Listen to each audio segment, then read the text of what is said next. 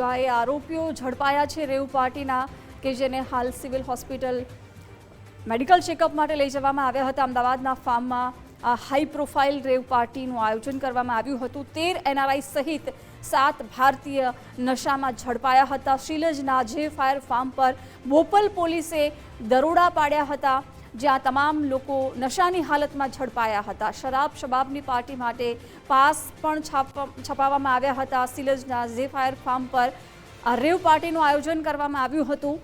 સમગ્ર પાર્ટીનું આયોજન જોન નામના યુવક દ્વારા કરવામાં આવ્યું હતું. તમામ આ આરોપીઓ પોલીસ પકડમાં છે અત્યારે, કે જેઓ નશાની હાલતમાં ઝડપાયા છે. બોપલ પોલીસ દ્વારા આ રેવ પાર્ટી પર દરોડા પાડવામાં આવ્યા. મોટાભાગના NRI નાગરિકો છે તે આફ્રિકન નાગરિકો છે. પાસમાં શરાબ અને શબાબનો પણ સ્પષ્ટ ઉલ્લેખ હતો. પાસની કિંમત પણ 700 રૂપિયાથી લઈને 15,000 રૂપિયા સુધીની રાખવામાં આવી હતી. પોલીસે હાલમાં સ્થળ પરથી દારૂનો જથ્થો સહિત હુક્કા પણ જપ્ત કર્યા છે. નશામાં રહેલા તમામ આરોપીઓની ધરપકડ કરી લેવામાં આવી છે. હોટ ગ્રેબર પાર્ટીના નામે આ રેવ પાર્ટીનું આયોજન કરવામાં આવ્યું હતું. યુવક યુવતીઓ જ્યારે મીડિયા ત્યાં પહોંચ્યું ત્યારે એમને જોઈને ભાગ્યા હતા. હાલ તમામ લોકોની ધરપકડ કરી લેવામાં આવી છે. મેડિકલ ચેકઅપ માટે લઈ જવામાં આવ્યા છે. સાથે જ દારૂનો જથ્થો મળી આવ્યો છે. હુક્કા પણ જપ્ત કરવામાં આવ્યા છે અને ગાંજો સહિતની વસ્તુઓ પણ ત્યાંથી જપ્ત કરવામાં આવી છે. હાલ પાર્ટી સ્થળેથી વિદેશી યુવક યુવતીઓની ઝડપી લેવામાં આવ્યા છે.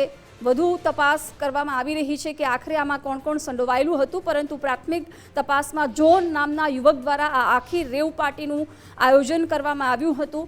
તમામ આ દ્રશ્યો જે આરોપીઓ છે ટીવી સ્ક્રીન પર જોઈ રહ્યા છો, કે જે નશાની હાલતમાં ઝડપાયા છે. 20 જેટલા નાગરિકો નશાની હાલતમાં ઝડપાયા છે, જેમાંથી 13 જેટલા NRI છે અને 7 જેટલા ભારતીય નાગરિકો પણ છે. તમામને મેડિકલ ચેકઅપ માટે લઈ જવામાં આવ્યા છે. જે જગ્યાએ ફાર્મ પર પાર્ટીનું આયોજન કરવામાં આવ્યું હતું ત્યાંથી દારૂનો જથ્થો પણ મળી આવ્યો છે. વિદેશી બોટલો પણ મળી આવી છે. ગાંજાનો જથ્થો પણ મળી આવ્યો છે. વધુ વિગતો સાથે સંવાદદાતા અર્પિત જોડાઈ ગયા છે. અર્પિત, તમામ નશાની હાલતમાં આરોપીઓને અત્યારે પકડી લેવામાં આવ્યા છે. પોલીસ કઈ દિશામાં અત્યારે કાર્યવાહી કરી રહી છે?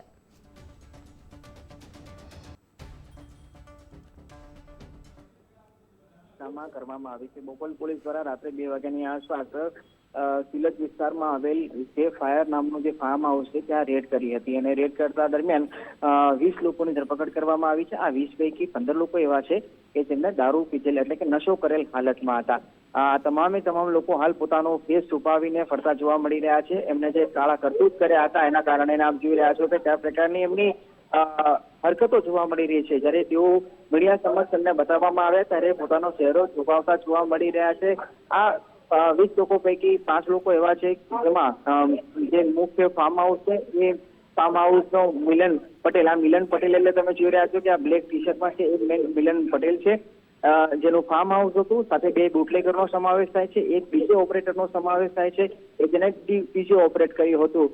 સાથે કુલ 15 પૈકી 13 આરોપી એવા છે કે જે કેન્યાના રહેવાસી છે, મૂળ કેન્યા દેશના છે, કે જેઓ અમદાવાદ શહેરમાં રહે છે અને અલગ અલગ કોલેજમાં તેઓ અભ્યાસ કરે છે.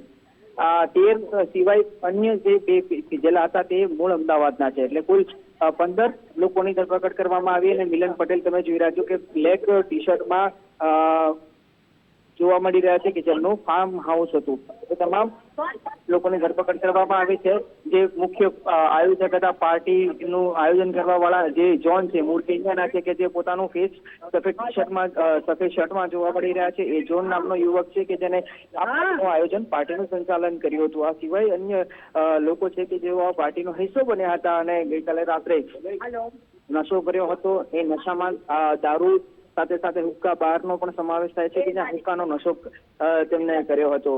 પોલીસ દ્વારા કુલ 48 જેટલી દારૂની બોટલ જપ્ત કરવામાં આવી છે અને આ 2 બુટલેગર કે જેમને દારૂ સપ્લાય કર્યો હતો એમને પણ હાલ ધરપકડ કરવામાં આવી છે. એટલે એક મોટી કાર્યવાહી હાલ બોપલ પોલીસ દ્વારા કરવામાં આવી છે કે જેમાં આ નશાની પાર્ટી એટલે કે નશો કરેલ હાલતમાં લોકોને ધરપકડ કરવામાં આવી છે અને આ તમામ લોકોની ધરપકડ કર્યા પછી એમને એસપી ઓફિસે લાવવામાં આવ્યા છે, જ્યાં તેમની વધુ કરવામાં આવી રહી છે. કેમ કે આ મામલો હવે વિદેશના વિદ્યાર્થીઓ છે એટલે ત્યાંની એમ્બેસીને પણ ધ્યાન દોરવામાં આવશે, એ બાબતની જાણકારી આપવામાં આવશે. કેમ કે એમની સામે હવે અધિકૃત રીતે પોલીસ ફરિયાદ દાખલ થવા જઈ રહી છે. એને એટલે વિદેશ મંત્રાલયને પણ આ મામલે જાણકારી આપવામાં આવશે અને એ વિદેશ મંત્રાલય દ્વારા તે દેશના એટલે કે મૂળ કેન્યાના રહેવાસી છે એટલે કેન્યન એમ્બેસીને પણ આ બાબતે જાણકારી આપવામાં આવશે અને આગળની કાર્યવાહી હાલ કરવામાં આવશે. પણ એક આ મહત્વની કામગીરી કહી શકાય, કેમ કે દિવાળીનો તહેવાર હાલ પૂરો થયો છે. તહેવારોના માહોલમાં વિદેશના નાગરિકો દ્વારા